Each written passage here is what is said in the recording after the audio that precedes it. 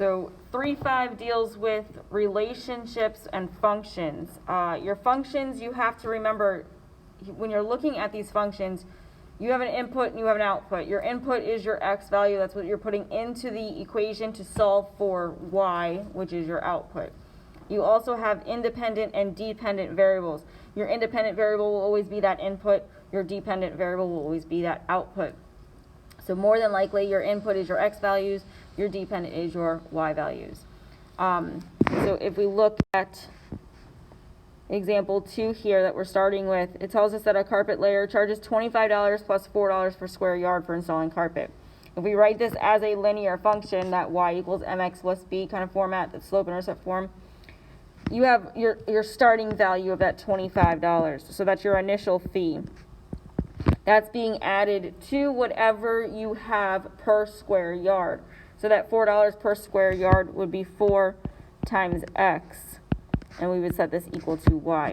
Now this example tells us to write the total charge as c, so that y would become c is equal to, and the function of the number n of square yards, so that x would become n.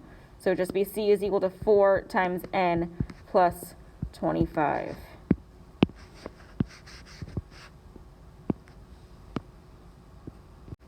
Now this function that you see here is called a linear function. Most likely with some of these functions you'll have them in slope-intercept form.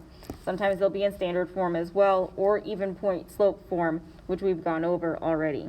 So another type of function that you see with these are constant functions. Those constant functions are linear functions as well, and that's when you just have a y is equal to a number or an x is equal to a number. Remember, if it's y is equal to a number, you have that horizontal line going through your y-axis at that specific value. And then if it's x is equal to a number, you have that vertical line going through x on that x-axis at that specific number. If we look at example 3, it tells us to express the area of a circle as a function of its diameter. So the area of a circle is equal to pi times your radius squared. Now your radius is equal to your diameter divided by 2. So if we have to write this using your diameter instead of radius, we're just going to have your area is equal to pi times the diameter divided by 2 squared. We can simplify this by squaring that diameter over 2. So we would literally just multiply all of these out and do the pi times the diameter over 2 times the diameter over 2. D times d is d squared. 2 times 2 is 4. So that's just pi times d squared over 4, which gives us pi times d squared all over 4. So with the next part of this lesson, we're dealing with these functions by looking at tables. With these tables, you want to look specifically at the x values. If those x values repeat, it is not a function. Okay, so your x values cannot repeat in order to have a function. If we look at example 4, we're determining whether each table expresses y as a function of x. So does x repeat? If x repeats, it's not a function. So if we look at example A, we have x values of 0 to 10, then we have 11 to 30, then we have 31 to 79, and 80 to 99. So with these, your x values do not repeat, so this one is a function.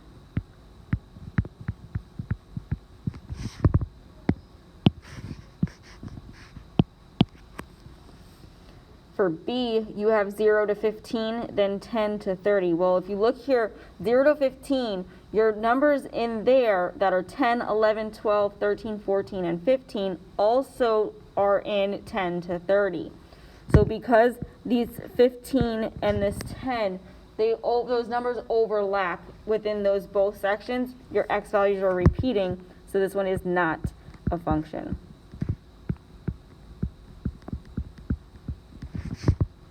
You can look at this in another way as well by writing out those x values. So if we wrote out 0, 1, 2, 3, 4, 5, 6, 7, 8, 9, 10, 11, 12, 13, 14, and 15. That would be for the first set.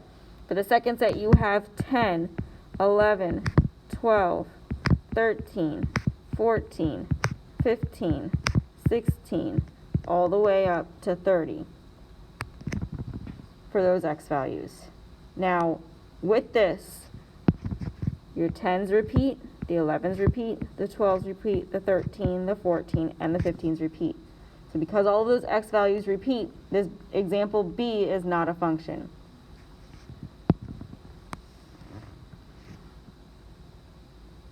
For example C, look at those x values. We have a 1, a positive 1. Does positive 1 repeat at all throughout that function table? No. What about the negative 1? Does it repeat anywhere in there? No. What about the positive 2? No. There's not another negative 2, and there's not another positive 3 either, so this one is a function.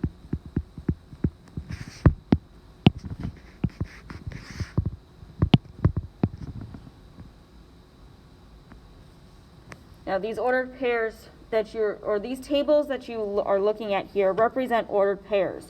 So these ordered pairs will also be written out as something like you see in your next example, where you have something like A, that's 1, 2, 1, 5, 3, 7. So look at the x values in those ordered pairs, and do any of those x values repeat? If the answer is yes to that question, then you do not have a function. If the answer is no, then you have a function. So in example A, those 1s repeat themselves, so this one is not a function.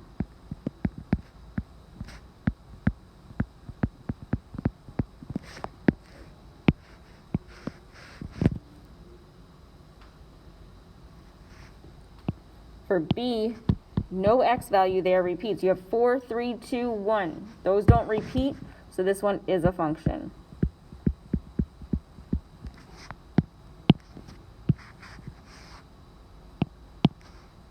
So another way of finding whether or not you have a function is by looking at the equation. If we look at example 6, we determine if y is a function of x based off of the equation. With these equations, your y value cannot be raised to an even power, and it cannot be inside of the absolute value bars. So if you look at example A, we have x is equal to the y squared. Because that y is raised to the second power, this one is not a function.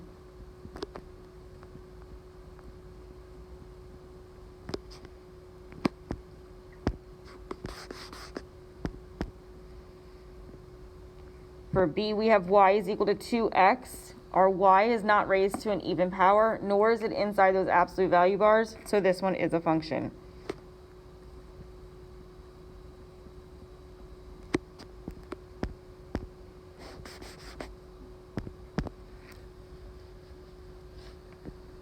And then for C, that y is inside those absolute value bars, so because it's there, this one is not a function.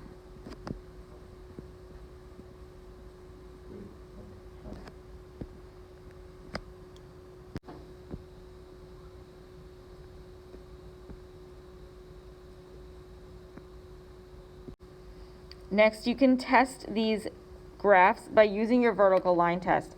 If you draw a vertical line through these graphs and your line that's drawn on your coordinate plane only intersects that vertical line once, then you have a function. If it intersects twice or more than once, you do not have a function. So like in this figure 3.40, it intersects twice. That vertical line intersects the solid line that's graphed on our coordinate plane for us twice. So because it intersects twice, we do not have a function.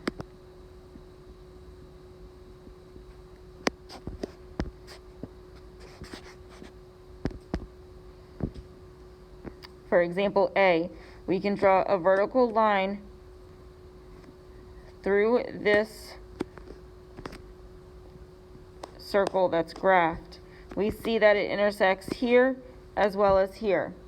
So because it intersects more than once, this one is not a function.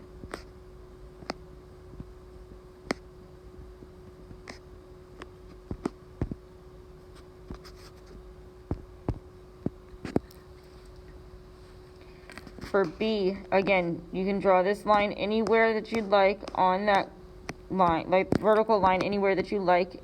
It would only intersect once, so this one is a function.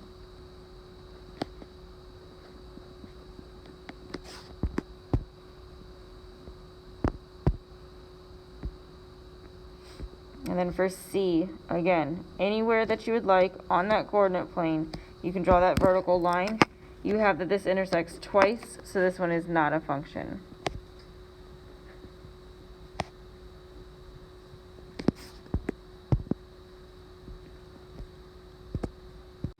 So another concept that we're going to look at through this section is domain and range.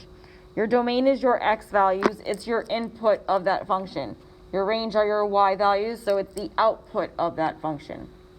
So there's a couple ways of looking at this. For the first that we're going to look at, we have ordered pairs.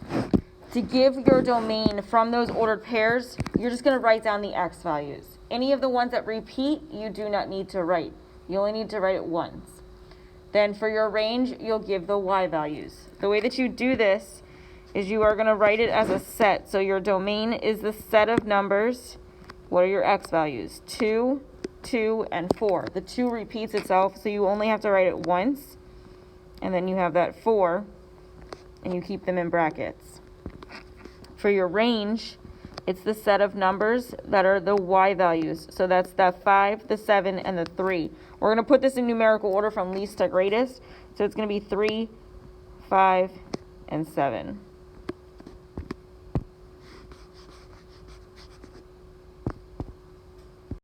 For example B, we have y is equal to 2 times x. You got to think about this. What are the values that you can plug in for x? Anything. So this is going from negative infinity all the way to positive infinity that you can plug in for x. So your domain for this one is going to be all real numbers. You can give the all real number symbol, or you can write it in interval notation from that negative infinity, comma, positive infinity with parentheses around it. For your range, it's those y values that would be covered for this. So if you can put any number in for x, what can the numbers be that come out for y? Any number as well. So your domain is all real numbers, and your range is all real numbers for this one. Now, with example C, you have y is equal to the square root of x minus 1. Think about this. The square root of a number will never equal a negative number. So that square root of whatever you have has to be greater than or equal to 0. So we can take from here what's underneath the square root and set it to where it's greater than or equal to 0 and solve for what x is. We would move that 1 over by adding it to both sides and just have that x is greater than or equal to 1. So because we're dealing with x, that's our domain.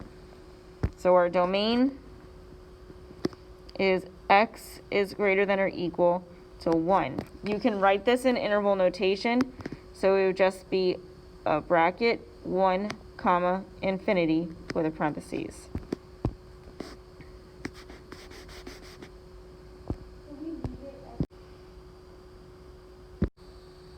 The last part of this lesson deals with function notation.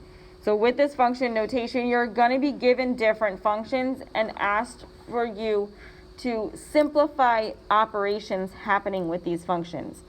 So if we look at our last example, we're letting f of x equal 3x minus 2, and g of x is equal to x squared minus x. We're evaluating each of these expressions. For a, we have f of negative 5. Because that negative 5 is in the parentheses, we're just going to plug in that negative 5 for x anywhere we have an x in that 3x minus 2. So this negative 5 is going to go in for x in there. So f of negative 5 is equal to 3 times negative 5 minus 2. Use your order of operations. You want to do the multiplication before you do the subtraction. So this is going to be f of negative 5 is equal to negative 13, or sorry, negative 15 minus 2. Then you have to do the subtraction, so f of negative 5 is equal to negative 17. Remember, same signs, add the numbers, keep the sign. So negative 15 plus negative 2 is going to stay that negative 17. For example B, we have g of negative 5. So we're going to plug in that negative 5 anywhere we have an x in that g of x. We know that g of x is x squared minus x. So if we plug in that negative 5, we're going to have g of negative 5 is equal to negative 5 squared minus negative 5. That negative 5 squared is 25. So that's g of negative 5 is equal to 25 minus negative 5. Those two negatives next to each other turn into positives. So 25 plus 5 gives us g of negative 5 is equal to 30.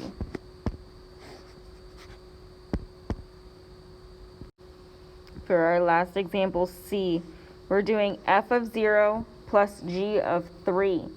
So we're going to take 0 and plug it in for x and f of x. Then we'll take 3 and plug it in for x and g of x. And then whatever we get when we simplify both of those expressions, we're going to add together. So first, let's find that f of 0. F of 0, that f of x was 3x minus 2. So that's 3 times 0 minus 2. The 3 times 0 is 0 minus 2. So f of 0 is negative 2. If we also find g of 3, we're going to plug the 3 in for x and g of x. So it's going to be 3 squared minus 3. 3 squared is 9. So 9 minus 3 gives us 6. So now that we found f of 0 and g of 3, we have to add them. So f of 0 plus g of 3 is going to equal that negative 2 plus 6. F of 0 plus g of 3 gives us 4.